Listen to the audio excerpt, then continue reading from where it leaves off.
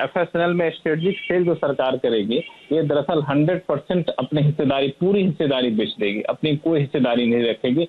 लक्ष्मण जी, दिल्ली के गलियारों में आप बहुत मूवमेंट देख रहे हैं विनिवेश और स्ट्रेटेजिक डाइवेस्टमेंट की तरफ। अब बताइए किस कंपनी पर सरकार की नज़र पड़ी है और कौन से यूनिट पर चर्चा होती हुई दिख रही है? देखिए, अभी जो हमारे पास खबर आई है वो है खास तौर से एमएसटीसी से जुड़ी हुई कंपनी। एमएसटीसी सरकारी कंपनी है, उसकी एक सब्सिडरी कंपनी है एफएसएनएल, और इस एफएसएनएल में सरकार अपनी पूरी हिस्सेदारी बेचना चाहती है। और उस पूरी हिस्सेदारी को बेचने के लिए सरकार ने एसेट वैल्यूअर नियुक्त करना है, और एसेट वैल्यूअर के लिए आरएफपी जारी किया है विनिवेश विभाग ने।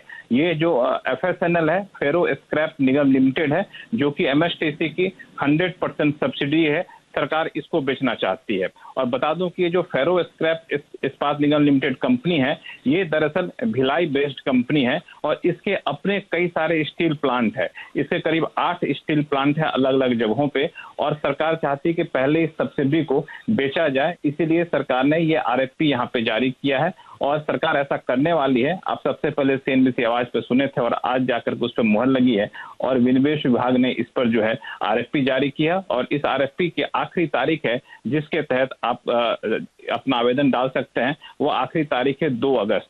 2 अगस्त तक आप वहां पे आवेदन डाल सकते हैं, और उसके बाद 3 अगस्त को इसकी बोली खुलेगी, और फिर जो है ये आरएफपी के जरिए जो बोली आएगी उसको नियुक्त किया जाएगा एसेट वैल्यूअर, और फिर सरकार एफएसएनएल में 100% हिस्सेदारी बेचेगी।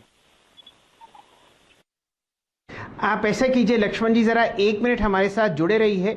एमएसटीसी का जो स्टॉक प्राइस है वो आपके सामने लगभग 293 रुपये के आसपास ट्रेड करता हुआ दिख रहा है। यहाँ पर एक व्यू लेते हैं आशीष चतुर्मोता साहब से।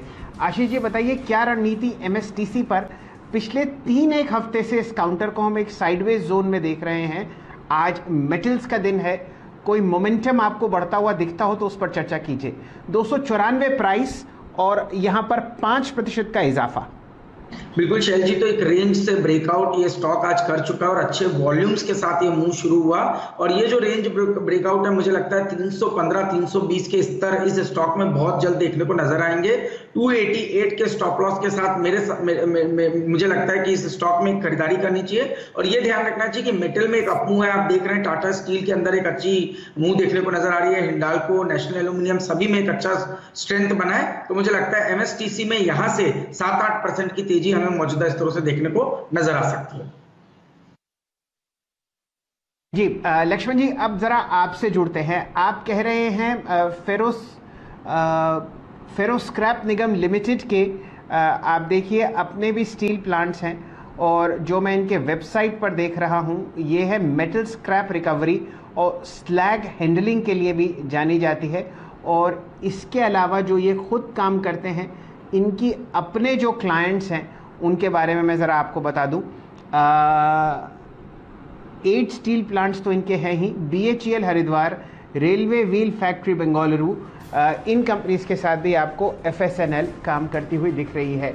और क्या क्या आपके पास खबरें हैं यहाँ पर लक्ष्मण जी इस कंपनी के बारे में?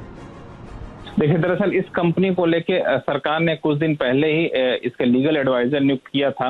अब चूंकि एसेट इनके पास काफी ज्यादा है, और उस विनिवेश करने से पहले सरकार उस पूरे एसेट की कीमत लगाना चाहती है कि कितनी कीमत का है, उसका वैल्यूएशन क्या है। इसीलिए सरकार ने एसेट वैल्यूअर नियुक्त करने का फैसला लिया है। और एक और महत्वपूर्ण बात, ये एफएसएनएल में स्ट्रेटेजिक सेल जो सरकार करेगी, ये दरअसल 100% अपनी हिस्सेदारी, पूरी हिस्सेदारी बेच देगी, अपनी कोई हिस्सेदारी नहीं रखेगी। इसके लिए सरकार ने ये प्रक्रिया शुरू की है। और ये एफएसएनएल जो है एमएसटीसी की 100% सब्सिडरी है, और एमएसटीसी दरअसल आपको पता ही होगा कि ये सरकार की एक तरह से ट्रेडिंग कंपनी भी है। तो सब्सिडरी बेचने का एक मतलब ये होता है कि धीरे धीरे सब्सिडरी बेचा जाए, आगे चलकर मुख्य कंपनी में भी हिस्सेदारी बेचा जाए। एक मूल सिद्धांत होता है स्ट्रेटेजिक डाइवेस्टमेंट का।